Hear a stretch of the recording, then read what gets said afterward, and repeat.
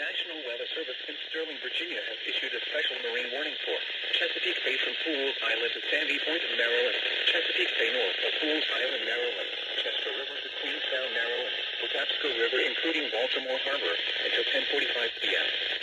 At 8:47 p.m., a sudden wind shift was located 7 nautical miles northwest of Fort Smallwood Park, moving east at 35 knots. Hazard, sudden onset of wind gusts of 35 to 45 knots. Source, measured wind gusts over land. Impact, floaters and small craft could be thrown overboard by suddenly higher winds and waves capsizing their vessel.